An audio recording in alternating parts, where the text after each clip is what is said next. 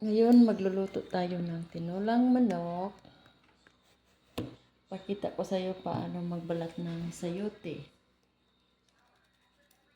Ipapahid muna, tapos para pag binalatan mo, hindi lalagkit yung kamay.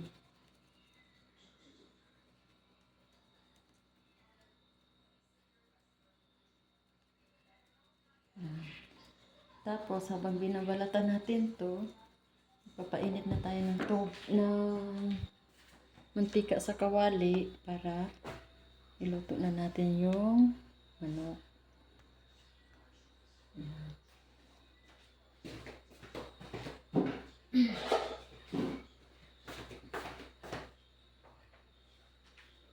Iuna natin yung luya.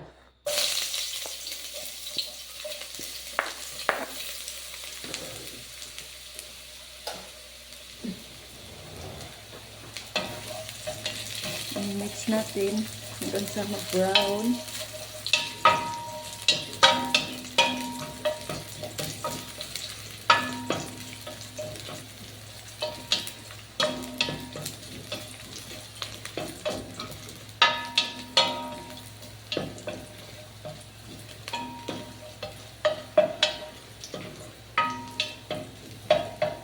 Ito na siya. Okay na brown. Ilagay natin ang bawang.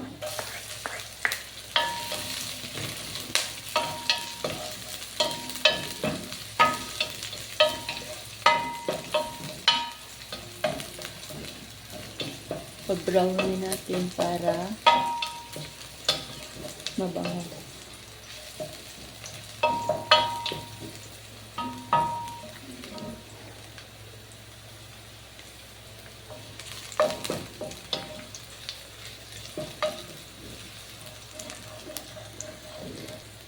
Ayan, okay na siya. Ilagay na natin yung sibuyas.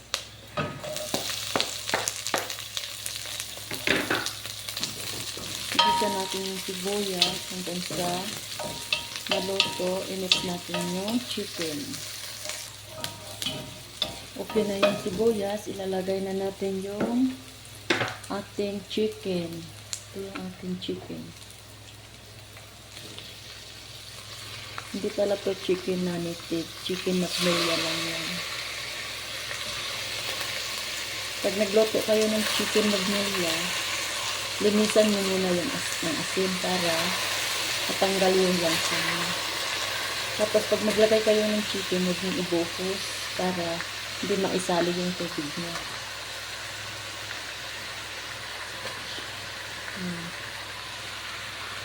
Tapos habang nilalagay ko yung chicken, atin muna siyang tatakpan. Habang niluluto natin yung manok, itutuloy natin yung sayote. Balatan natin yung sayote. Pasensya na kayo sa aking chopping board. Talagang ganyan na yung kulay niya kasi sa sobrang luma niya. Ilang taon na to sa akin, 10 years. Naging 10 years na to. Ayan, babalat ka ng sayote.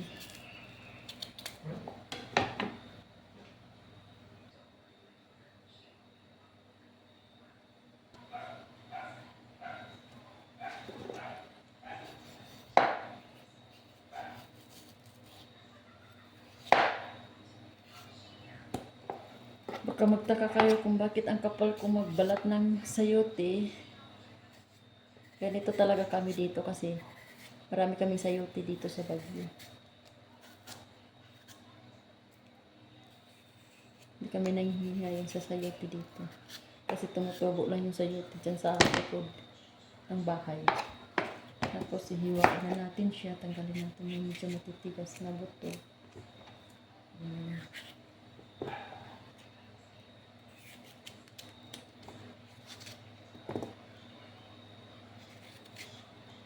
Gusto ko yung slice nito, maliliit, para madali siyang makain. Ayaw ko yung malaki. Ganyan kaliit.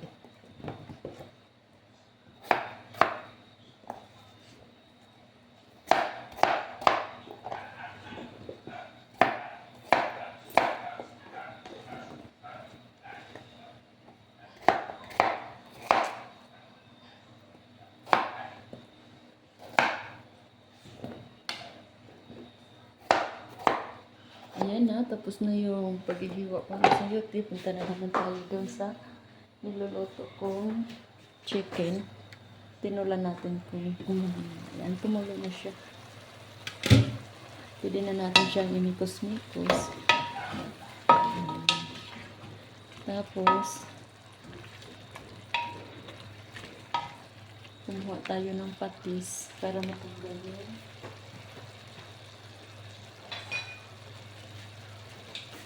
Lagyan natin ng patis. Hindi lang. Kung tanggal na lang sa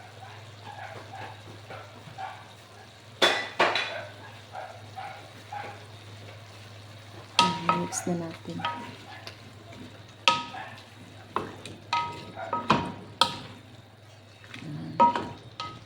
Takpan natin siya ulit.